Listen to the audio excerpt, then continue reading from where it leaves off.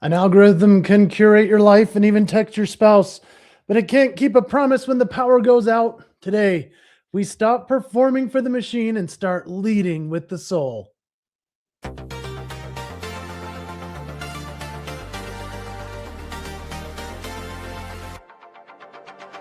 Hey, everybody! Yes, welcome to the Jason Hewlett Show. We're talking faith, family, fatherhood. I want to be around my kids. Freedom, fitness, sweating, funny. Do I look better? And farce. I like Valentine's gift. Won't save your relationship. Love is about presents first. The people in your life don't want your performance. They want your promise. And the most expensive thing you own is roses, chocolate. Trust isn't built with diamonds. It's built by taking the trash out. Oh boy. Yeah. Can we just show love all the time? Can it be Valentine's Day every day? That's fine. The calendar isn't reminding you. So the February check-in is this. Prove to yourself that your word still matters.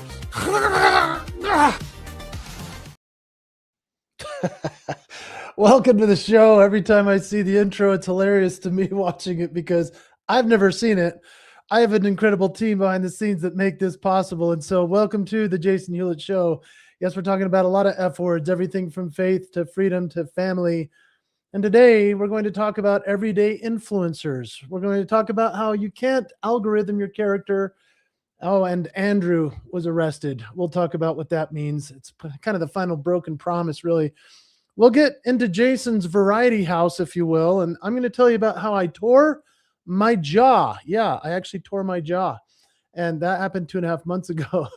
And in health and fitness, brought to you by Cardio Miracle, our sponsor of the show. It's International Heart Valve Day, and we're talking about the heart symptom you're ignoring. So thank you for joining us. Let's jump in. I spent an hour scrolling through leadership gurus today. Their metrics are massive, but I don't feel better. I just feel small. Metrics are just noise, Phil. You're looking for a spotlight when you should be looking for a mirror. Real influence doesn't broadcast. Jason's talking about a study where 63% of people have a hero they've never thanked. I'm definitely part of that statistic right now. My daughters don't care about my followers. They care if I'm home at 5. Influence is a choice you make when nobody is watching. It's about being a participant, not a historian. Jason, what's the promise we're breaking when we trade our presence for a social media post?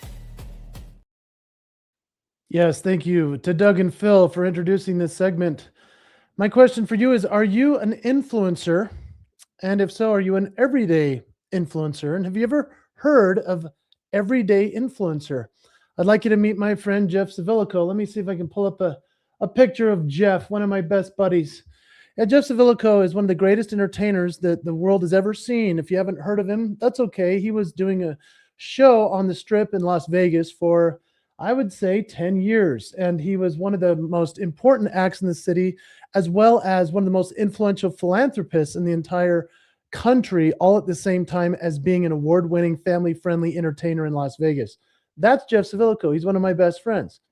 Today, he actually released something that completely blew my mind, and I had to put it in as the very first part of this show. I'd like to welcome everybody from around the world that is watching, as we're slowly getting more of an audience who's watching and seeing that this is a live show. It will be obviously repackaged into being my podcast, and so you can find these episodes there. This is episode 5, by the way. We've been going live every Thursday at 3 p.m. Mountain Time ever since January, and so thank you for being here. But on February 19th, today, 2026, the press release went out. I'm going to read it to you because it's so good. Entertainer turned keynote speaker, philanthropist Jeff Savilico today announced the release of The Hidden Power of Everyday Influence, a national research report based on findings from his first-of-its-kind study, The State of Everyday Influence in America Today. The report uncovers who truly shapes our lives and why most Americans drastically underestimate the influence they already have. So I'm going to give my spin on this while I'm reading this press release to you.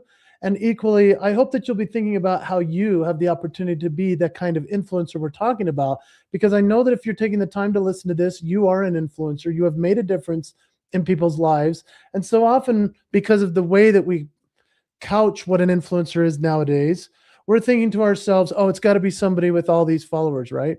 Well, this is what this study proves. It's very cool. At a time when follower counts and visibility often overshadow authenticity and human connection, Savilico's research reveals a striking disconnect between what society celebrates and what actually creates meaningful change. Let me pull up the look of this report. Here's the report. That's how it looks for those that are watching. While digital platforms dominate cultural attention, 65% of Americans say social media has made it harder to be a positive everyday influencer.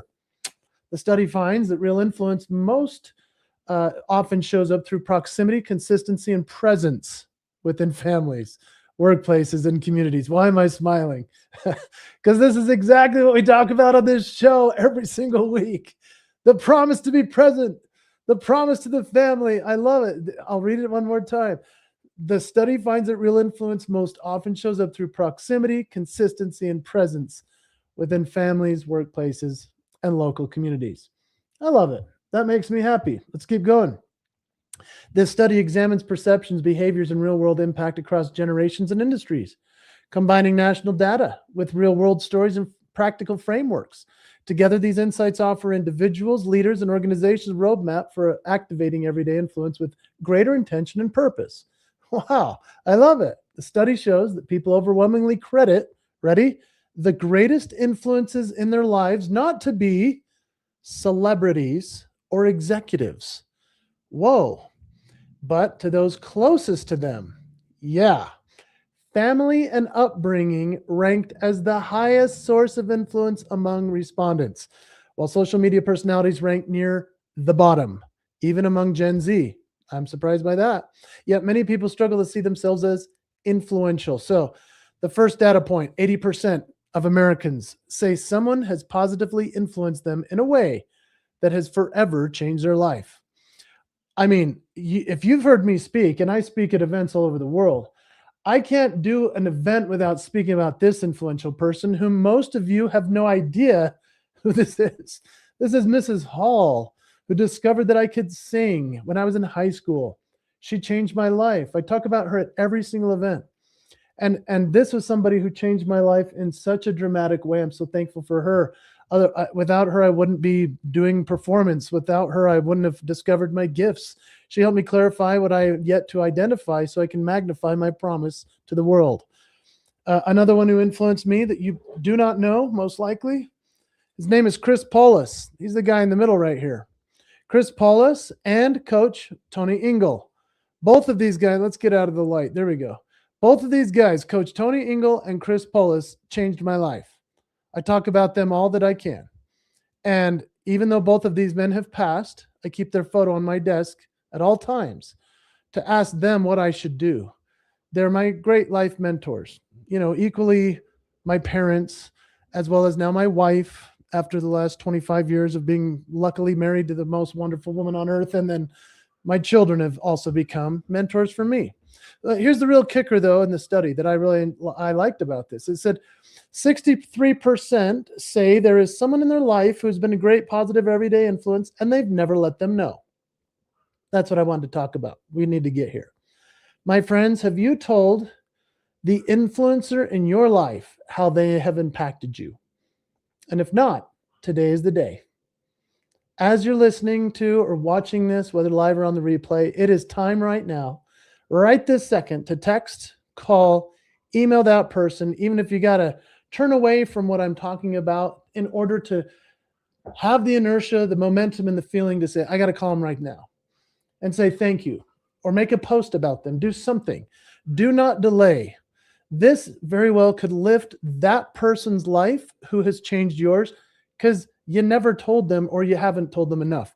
And yeah, the most influential person in your life maybe already passed away and you can't tell them. Okay, so instead, what could you do? Here's the next best things. 1, post a story, write a blog, put it on social media, add a photo, share the inspiration of that person, that everyday influencer who did this for you. If you'll do this, that will help you feel like you can continue on carrying the story, right? Because now their influence is exponential through you. The other idea, if they've passed already, let their family know. So every day on Groundhog Day, we do a lunch for the guy in the middle, Chris Paulus. He died on Christmas Day a few years ago, but on Groundhog Day, that's his birthday. So we get together with his family, his children, who are older than me, and his wife, his widow, and we get to hang out with them and talk about them, and talk about Chris and his influence on me. I'm so thankful for Chris Polis's influence on my life. I don't have a career without him. And so I hope that you'll consider doing that. According to Jeff Civilico, this gap serves as both a cultural mission and a significant opportunity. We've glamorized influence as a stage, a spotlight, or a platform, said Civilico, but influence is often a conversation, a gesture, a choice, a moment. When people realize how often they create these moments, they show up differently in the world. If you go back to our past episodes, you'll hear many of my examples of how we can do this as a dad, as a parent, as a leader in the workplace, and this is the promise. So, my friends, there's lots more to this study. We don't have all the time in the world today to talk about it only because there's so many subjects and topics we're going to hit today. But I have found this so incredibly true that when we give other people our time, when we give them of our attention, when we're actively listening, it makes all the difference in the world. And so, to download the full research report or learn more about Jeff's work as a keynote speaker and host personality, because he's an entertainer as well as one of the greatest keynote speakers you'll ever hear, and he's probably considered the top master of ceremonies or MC of every event you can have. Jeff Civilico is a legend. He's in the Speaker Hall of Fame, CPAE. He is amazing.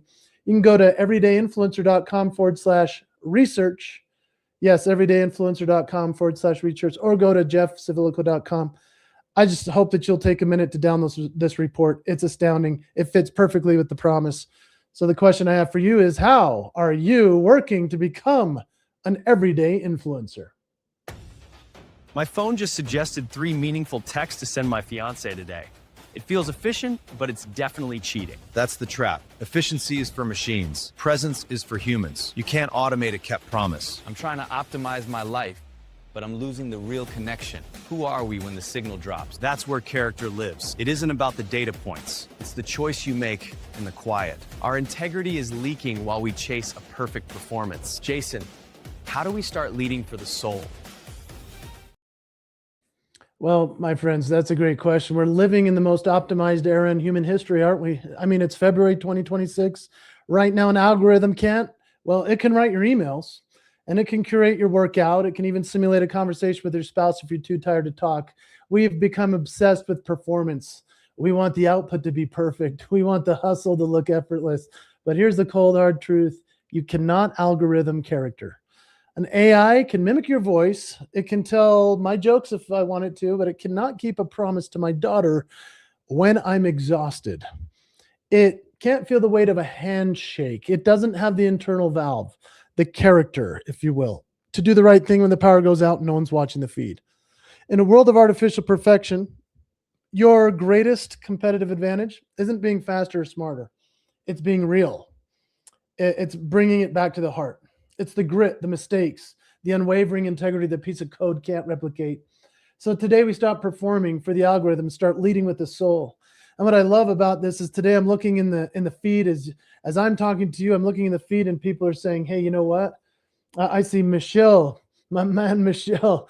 He says, I need to send a lot of emails to thank those who's inspired me. You know what? You want to write those emails instead of having like an AI do it, right? But a lot of people might turn to that. Don't do it. Write the email. First, I have to thank you for being an example to me. I thank you, Michelle. It's good to see you, brother. And I love you, man. It's wonderful you're here. Kindness rising. They say, don't wait. Time is a thief. That is so right. And the best way we can do this is through kindness. I truly believe it. So thank you for sharing. And as you comment, if I can see it, if I can spot it, I will share it and talk about it because I appreciate it. The optimization trap is this. We're so busy optimizing our schedules, we neglected our soul. Efficiency is for machines, presence is for humans. And performance versus presence is interesting because I am a performer. We're based on performance. Everybody makes a living based upon performance, but an algorithm is a performance based on past data. Character is a choice made in the present moment, often when it's inconvenient. And I might even argue with what I just said. I'll even say the choice is made long before you need to choose in that moment. For example, I don't drink, but lots of people offer me opportunities to drink something. And that's easy to turn it away in front of them because it's like, they usually figure out that I'm not going to drink, right? But then how about this one? It ends up that there's in my hotel room when I go speak and perform around the country or the world, There's a gift in my room from the client, usually on the bed, in a beautiful basket all wrapped up with the cellophane and a bow. And it says, "We're so happy to have you." And I'm like, "I know." And then I walk into my hotel room and there it is, staring me in the face. A basket of champagne, usually a couple glasses, and usually some strawberry chocolate, dip, whatever. And it's like, well, okay, what am I going to do now, right? So the client who hired me to speak doesn't realize I don't partake in this. So what do I do in the darkness of a hotel room? I mean, the champagne's sitting there for me. No one would know. I mean, I could pop that open and drink away and it'd just be my own silent little treat. Okay. But, I'm the only one who would know. But I've already made the choice a long time ago. So it's not really a choice anymore. It's just me keeping a promise, right? In what ways are you doing this same type of thing? In what ways are you saying to yourself, you know what? Character is a choice that I can make either a long time ago or right now in order to be present in the moment, even if it's inconvenient, even if and when keeping the promise might mean I'm the only one that knows. So how about the ethics of the quiet room? Who are you when the Wi-Fi is down? Do you remember the movie Truman Show?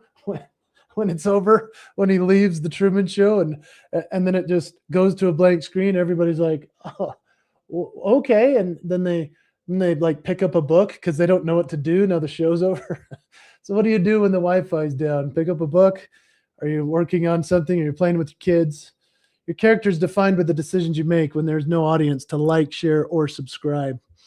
So when it comes to real leadership, it often requires the friction of human interaction. Trust is not a data point. You can't calculate trust.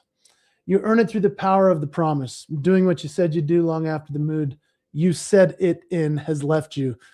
You know what I'm talking about, right? Have you ever set your alarm for like, I'm going to work up at 4 a.m. Yeah, I'm going to go pump some iron. And then, yeah, that was that decision you made that night before. What happens when the alarm clock goes off now? You're like, I think I can sleep a little longer. Dang it. What about the promise you made the night before?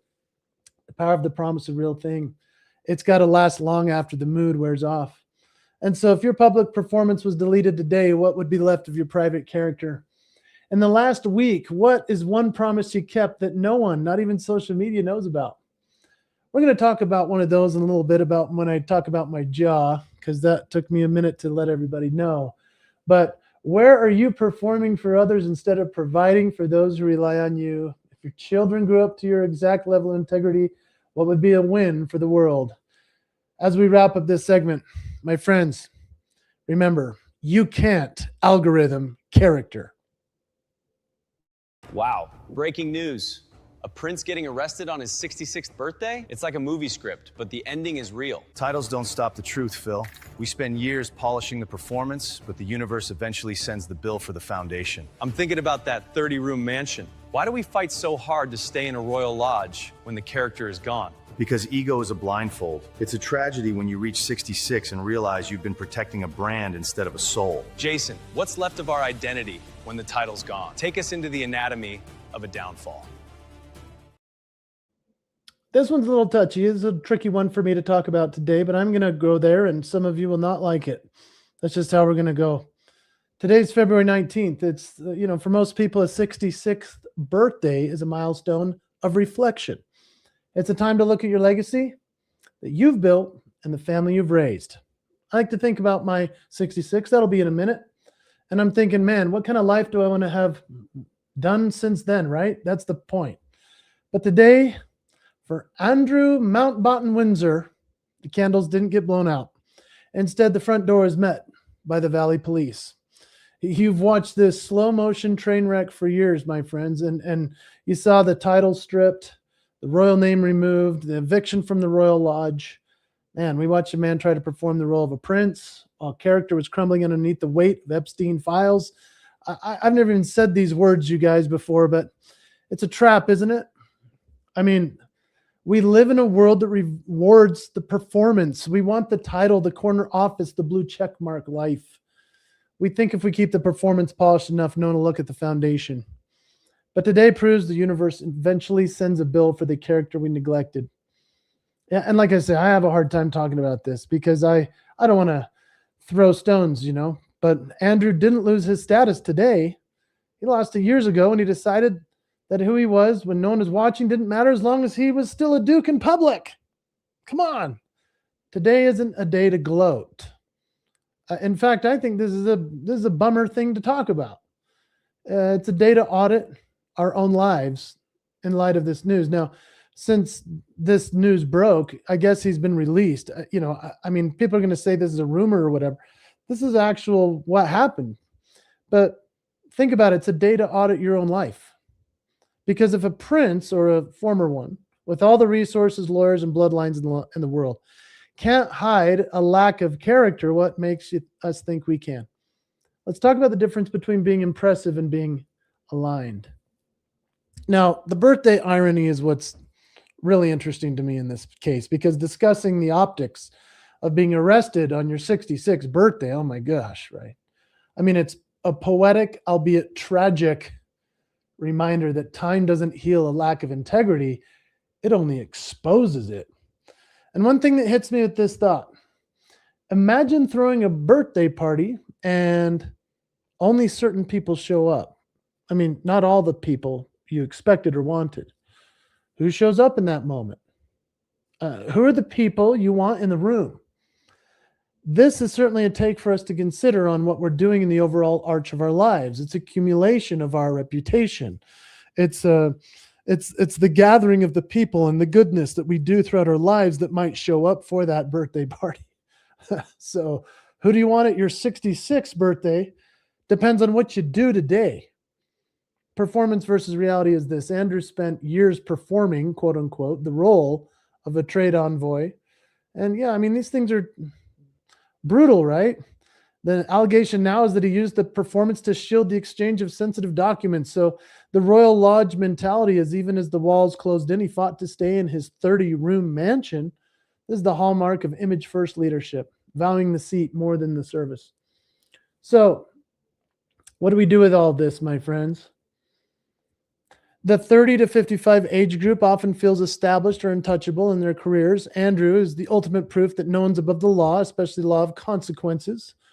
I mean, maybe there's a scapegoat situation going on here. I don't know, but I can just say that I know, as I am in the demographic of getting to the doorstep of my 60s, I want to know who's going to be in the room when I show up, because I want to be that kind of person that says, you know what? I lived a good life.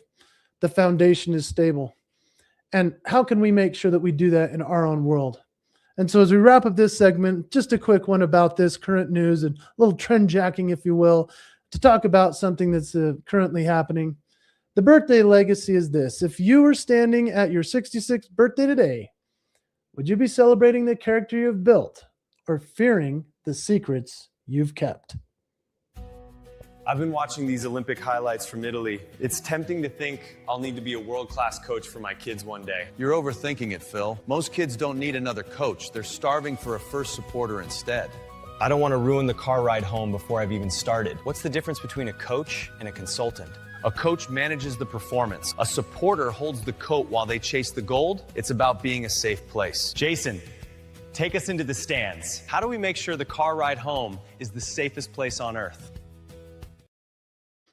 I love that question, and let's go right into it. Right now in the Italian Alps, in the Olympics, an athlete named Stevenson Savard is making history as the first ever Haitian cross-country skier. Yes, Haiti snows very infrequently. So the cameras are on him. The world is watching the performance, but if you pan the camera way back, past the finish line, past the coaches, into the cold, quiet stands, you'll find a man named Terry. Terry is Stevenson's father. And 20 years ago, he didn't see an Olympian. He saw a 3-year-old boy who needed a home and a ride to the mountains. It's a cool story about adoption and love and family, but for 2 decades, Terry wasn't the coach shouting from the sidelines. He was the first supporter. He was the one who drove the car in the dark, paid for the skis when things were tight, offered a shoulder when the races are lost. Most of us in the room are tired. We're exhausted by the performance of parenting, and we think we have to be the coach, the manager, and the scout. The truth is, your kids don't want another coach. They don't need another coach. The world will provide plenty of coaches. They need a first supporter. They need to know that even if they finish last, the car ride home is the safest place on earth. It's important to me to talk about the car ride home because have you been there? As a kid, as the parent, both are tricky. As a parent, you want to deconstruct the performance of the kid and help them right away, to help them right what didn't go well. You want to celebrate the good, but usually you need to talk about, okay, well, you missed that one part of the play, or you didn't do this correctly, or you should have stood this way, or you should have jumped higher. But do you remember being the kid with the parent like that? It felt like an attack. I mean, as a kid, I used to sit, I just needed to hear that I wasn't terrible. I mean, my dad used to give me this percentage thing of how well I did. And I'm not throwing my dad under the bus because I do the same thing too to my kid. That's why I'm talking about this. This like opened my mind to how I can be a better dad. But the thing is like, man, it hurt, right? My dad felt it was quote unquote coaching. Whereas to me as a kid, it was, son, you're not good enough. And I'm like, I know, I wish you would tell me I'm okay. And he's like, it was a 77% effort. Guys, I'm guilty of this too. So that's why I'm laughing about it, because it's like tragedy is comedy. Yeah. I find myself critiquing my sons once they're in the car. I mean, now if they had a killer game, that's one thing. That's like, oh my gosh, you scored. You never score. You scored finally. Let's go celebrate. Let's go get a 7-Eleven, get a Slurpee, right? But it's not always a killer game. So then we have to talk through what happened, right? Now we have to like really dig in. How can you improve? How can you be the star next time? How can you win? No, it's okay to just ask how they feel. What do they want to talk about? Even just listen to some music as you drive. It's just a thought, but it is an important one. I promise to be better at this with my son, who's still participating in sports. He's in middle school. I think about all the times of the older kids in high school now, and who are now not in high school anymore. How many times I critique the performance instead of just being the support in the car that they needed to make the drive home safe. And so dads, mostly I'm talking to dads, because moms are pretty good about not doing this. Dads are looking to help their kid get to the next level and be a coach always and a mentor. I get it. But let's remember how it felt to be the kid that was so critiqued by the dad. And things, as I've figured out how to do this better, things have changed for me as a parent. And not when I set a goal to become a better dad, but when I made a promise to be the kind of dad any kid would want to have. Most guys retire the daddy dinosaur bit when they hit 40. Phil, have you seen what Jason's doing to his jaw lately? I heard it pop from the back of the room.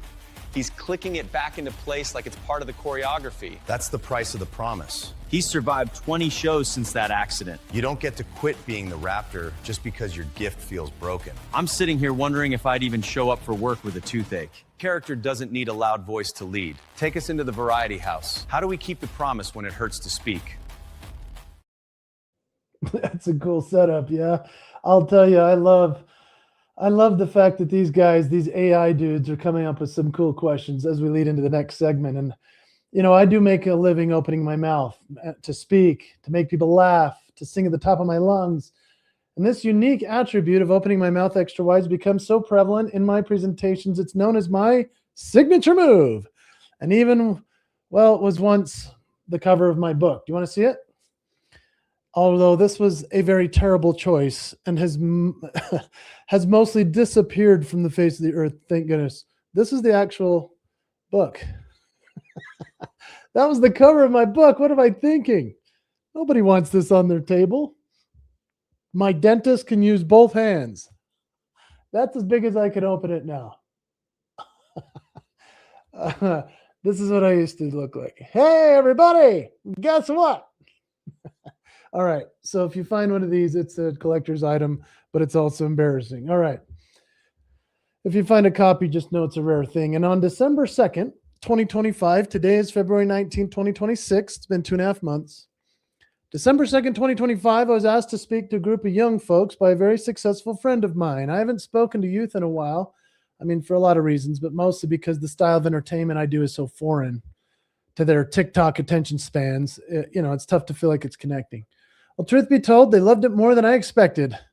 They were all in with me. I was singing, making them laugh. They were taking notes about the promise and signature moves the whole time. I was thinking, wow, maybe I can connect with youth as a speaker still. And then I did the raptor as Daddy Dinosaur. There's the picture of me. And I opened my mouth really wide when I do this. I went all in as per usual. And opening my mouth as I always do, suddenly I felt a pop and a searing pain. I actually heard a high-pitched tone in my ear like you would if you heard a really loud sound. And I felt the pain in my jaw I haven't felt since my youth when I was too ambitious after a dare among friends to see if I could fit an apple in my mouth. And I did, by the way. LOL. In that moment, though, as a 47-year-old man, I didn't let the audience realize what happened. I clicked my jaw back into place. Like I went, with my hands. And they laughed. They thought it was just part of the bit. I eventually wrapped up the performance, took photos, signed books. I signed this book because Promise to the One is the book that we sell now. And so I signed some books, pictures. And then I ran to my car. I sat in both writhing agony from the pain and in shock, asking myself, okay, what am I going to do now? I mean, I have another show tomorrow night. I was looking in the rearview mirror in the darkness, lit only by a street light. I couldn't even open my mouth wide enough to bite my own knuckle. Driving home, everything hurt, you guys. Chewing gum, talking, drinking water, everything. I told my wife when I got home, and she asked, what are you going to do? I had no answers. So next morning, I scheduled an emergency, very expensive appointment with an oral surgeon, ear, nose, and throat guy who took x-rays and said it was like a TMJ guy. I guess that's what the TMJ doc, he said, yeah, you certainly tore your jaw. Do all you can to not open your mouth for a few months, and it'll be at least 6 months until you'll feel back to normal. What? 6 months? Don't open your mouth for a few months. Dang. Have you ever lost something you really needed, like being able to open your mouth? Now, I have friends who are speakers who've gone through far tougher challenges. I mean, be it now they are in a wheelchair, fighting cancer, or have lived to tell the tale being paralyzed by brain surgery. I mean, everything for them changed. So this is not a comparison. This is just, there's this far greater challenge in mind. But for me, not opening my mouth is the equivalent of Michael Jordan being told he can no longer dunk a basketball in the prime of his career, or Michael Jackson not being allowed to do the moonwalk because he'll tear his Achilles. Like, then the next night I did the show, and it hurt like nobody's business. I was in so much pain. Every time I'd sing, I'd be like, hey, thank you. And then I'd turn and go, oh, that was so bad. I didn't tell a soul. I just did the gig. I just did the ending where I usually talk about being a little kid with a big mouth, and my mom influenced me. The dentist told me I had a gift. Now my gift was broken. I couldn't go and open my mouth all the way. You guys know how, if you follow me, you know how big my mouth can be. This is crazy. 2.5 months in. Now my gift is broken, right? I modified a certain home run routine that's garnered standing ovations for decades, still somehow pulled it off. Yet I did the raptor just differently. I was just kind of like, it was just not as like legit over the top fun. Still hurt though. And on December 3rd, 2025, I came off stage and thought about writing a blog post or making a video to tell you and the whole world about what I was going through, to let you know what I was experiencing in real time. Because if you don't tell everybody, it didn't really happen, right? Unless you don't post a selfie, then it's not real. Well, this is another great lesson in keeping the promise. I've now sat with this secret in this situation for 2.5 months. And I've been on stage 20 times since then. And I now do this weekly show, this weekly live stream broadcast on YouTube, The Jason Hewlett Show. Yes, please join us Thursdays at 3 o'clock Mountain Time. And yeah, I've been doing this over and over every single week. December 3rd, 2025, when I came off that stage and it hurt me so much. I've proven to myself that I can do my best even without my gift fully working anymore. And I believe that all of us can do the same. Yeah, it hurts to open my mouth. I can't eat certain foods nor chew with one side of my mouth, and even a musical impression or two need to change. It's pretty wacky. And when I think of this relatively small problem I have, I think of my inspiring friends who are having people lift them into the airplane seat from the wheelchair while going worldwide to speak to audiences and inspire others. My story my story pales in comparison. These guys have made big changes in their life. But they would tell me it's not a competition. We all keep the promise when we keep going and we make adjustments and we shift what's always worked to make the next moment work. So much appreciation goes out to the many clients that have had me speak in the last few months while I have gone through this challenge. They did not know about it, and no one noticed the change in my routine, although I sure did, and I know what is different. Now, what I find interesting is ever since I posted about this a couple of days ago, I've had so many messages from people, and it's very kind of them. They're like, I'm so sorry you tore your jaw. I'm so sad you can't perform anymore. I don't know at what point they stopped reading this article or listening to this story, but like, I'm still doing this show. I'm still showing up. They missed, like, most people didn't read past the first line. I tore my jaw. They're like, oh, he's screwed. No, I'm fine. But when it comes to adjusting, modifying, or shifting your performance, whether due to an accident, challenge, or just to change things up for yourself, how are you sharing your gifts? Despite the shifts that others may notice but are potentially painful for you. That is how you keep the promise. That's how you keep doing the raptor, even with the torn jaw. And the question is, as I wrap this up, what is your promise even when your signature move is taken away?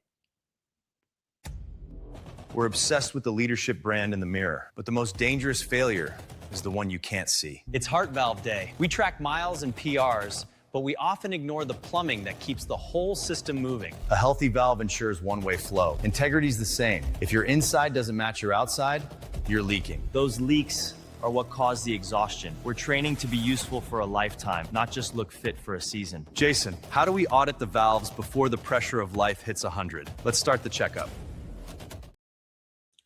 Let's audit the valves. I agree. Let's talk about it. And equally, I want to acknowledge in the comments, I'm seeing some people that are with me. Thank you so much for joining us today. And thank you if you're listening or watching the replay. This is what it's about. It's a show about lots of F words: family, faith, freedom, fitness. We're going to talk about health right now because in that sense, it's an important piece to me because, yeah, I want you to know that every single day I'm working on something within the health space. And I have to say thanks to my man, Steve. Steve Goetz writes, dude, I talk with you almost every day. I'm amazed that you've lived with this injury without complaining or even telling anyone about it. Amazing example of doing all you can to keep the promise. Incredible. Thanks, Steve. I mean, I didn't want to tell everybody. I just thought it was crazy to go through it. And I also have to say thanks very much to my friend, Randy, from Kindness Rising. I think that's who we've got with or no, maybe, I don't know if that's Randy or if it's somebody else, but I have to appreciate, it says, killing it, buddy, got to run. Impressive watching you with your unique style on this platform. That's cool. I appreciate that. I don't know if that's my friend Jesse or my friend Randy, but thank you for your kindness in that sense. When I don't see a name, I don't know exactly, but here's what I want to say as we wrap this up today. The internal valve. Today is February 19th, 2026. For the fitness world, it's just another Thursday to hit the gym. But in the medical world, did you know it's Heart Valve Disease Awareness Day? Yeah.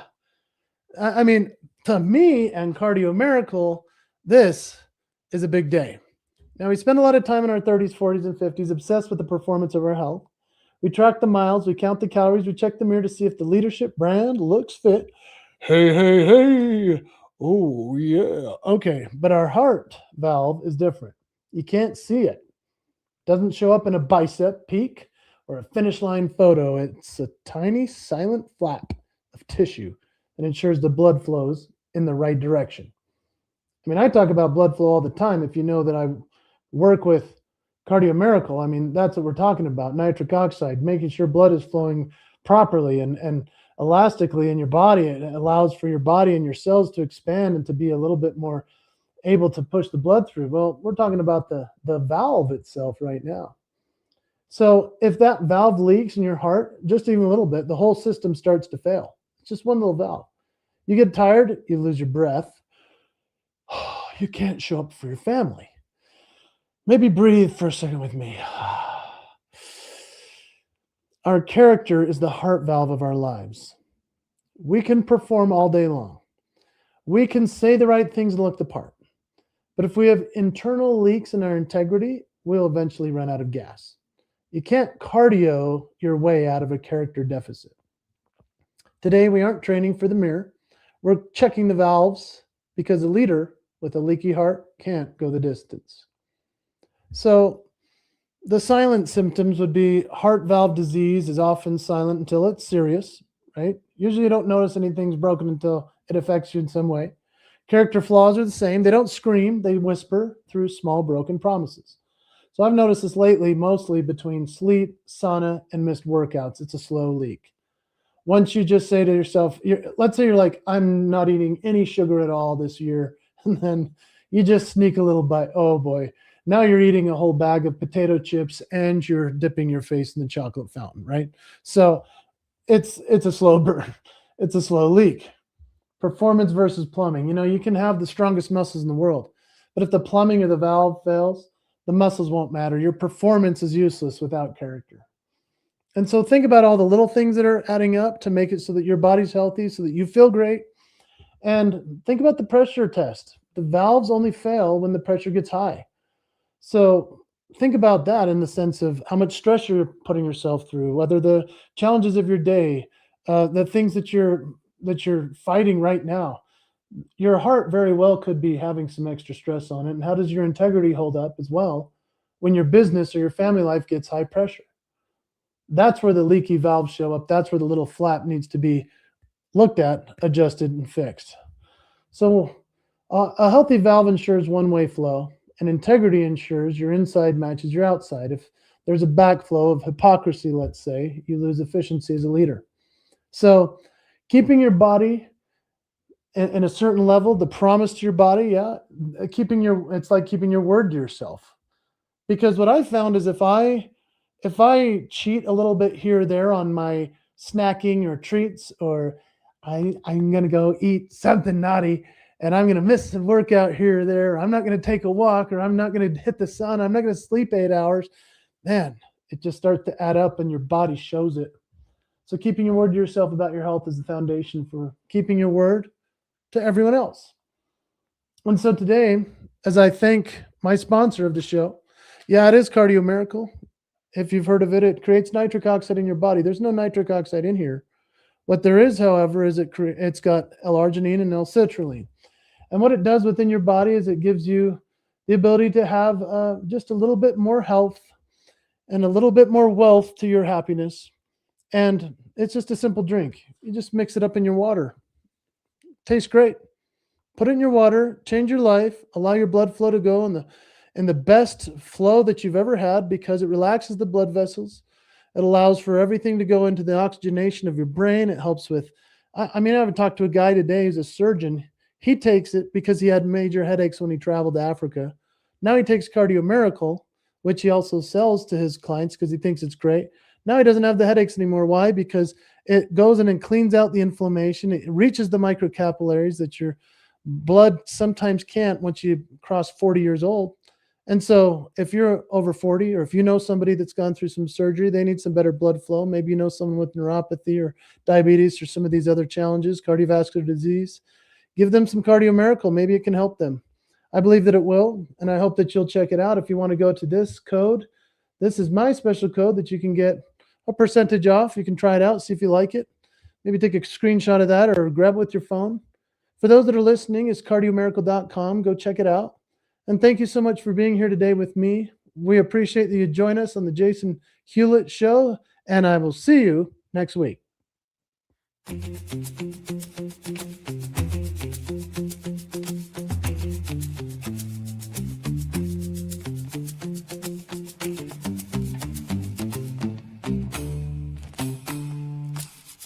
do do do